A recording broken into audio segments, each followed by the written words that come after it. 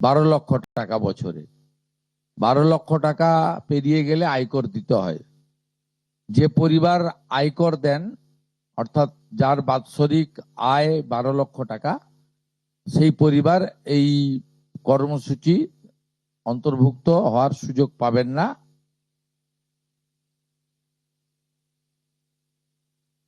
এবং যে মহিলা নিজে 10,000 টাকার বেশি নিজে উপার্জন করেন মাসে, তাকেও এর বিবেচনার মধ্যে প্রাথমিকভাবে আনা হয়নি।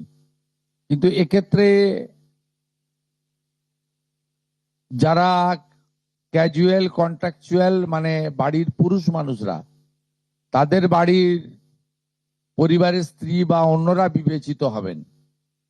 যদি কোনো মহিলা, এটা একটি নারী অর্থনৈতিক সশক্তিকরণের স্কিম, সেক্ষেত্রে যিনি সরাসরি নিজে 10,000 টাকার বেশি উপার্জন করেন তাকে বিবেচনা করা হবে না। 25 থেকে 60-এর মধ্যে যারা 3,000 টাকার কম ভাতা পান, ধরুন উইডো পেনশন 1,500 টাকা এই মাস থেকে হয়েছে, গত মাস পর্যন্ত ছিল 1,000 টাকা, তাদেরকে হায়ারটা দেওয়া হচ্ছে, 3,000 টাকাটাই দেওয়া হচ্ছে অন্নপূর্ণা যোজনাতে। এই ধরনের যত স্কিম 25 থেকে 60 মহিলাদের রয়েছে, যারা 3,000 টাকার কম পান বিভিন্ন ভাতা, তাদেরকে 3,000 টাকার অন্নপূর্ণা যোজনার ভাতাটাই দেওয়া হচ্ছে। এক্ষেত্রে দুটি ক্ষেত্রে আমরা শিথিল করছি।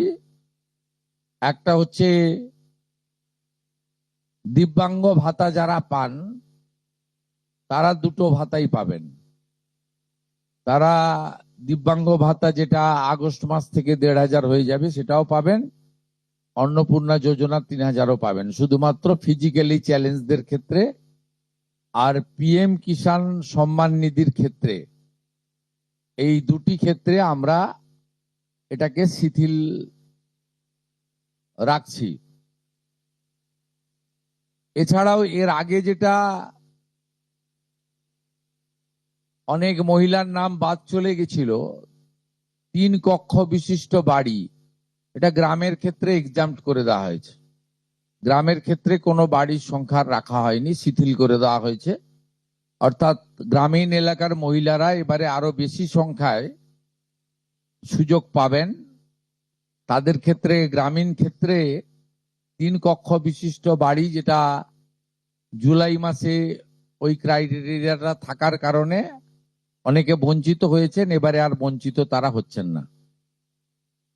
এবং শুধুমাত্র জমির পরিমাণের ক্ষেত্রেও যে 7টি কর্পোরেশন রয়েছে, সেখানে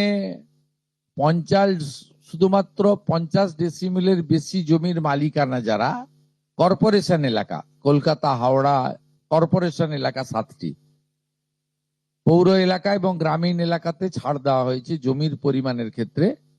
এর ফলেও আরো অধিক সংখ্যক মহিলা, গ্রামীণ মহিলারা বিশেষ করে, এবারে আপনার অর্থ পাওয়ার ক্ষেত্রে সুযোগ পাবেন।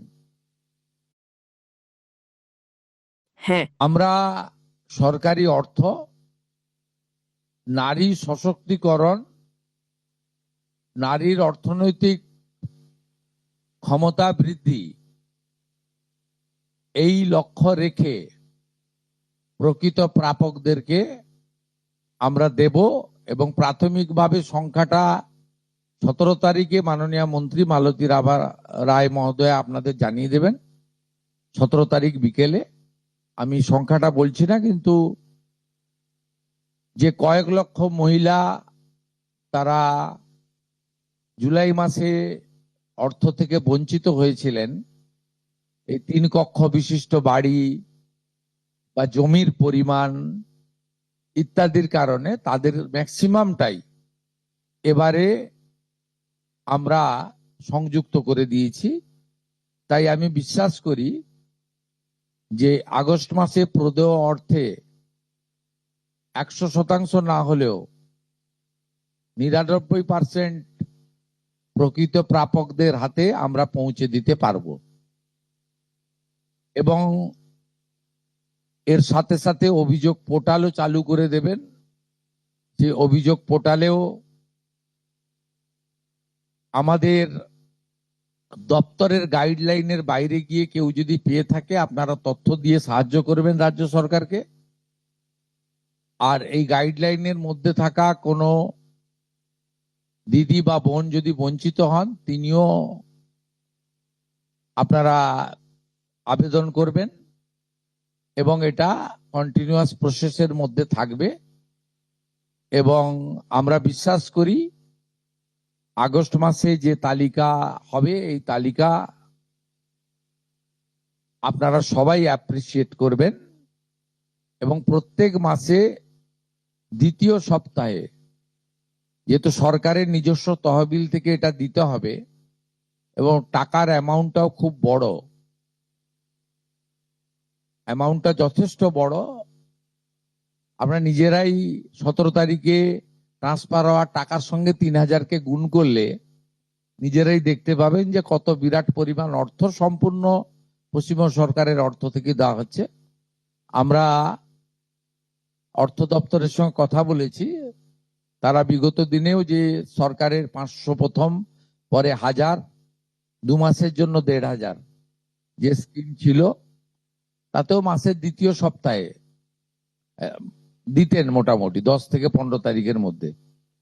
এক্ষেত্রেও প্রত্যেক মাসে 10 থেকে 15 তারিখের মধ্যে যারা বৈধ প্রাপক হিসেবে চিহ্নিত হলেন তারা পেয়ে যাবেন।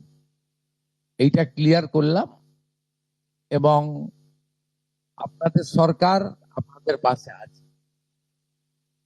বুঝছে?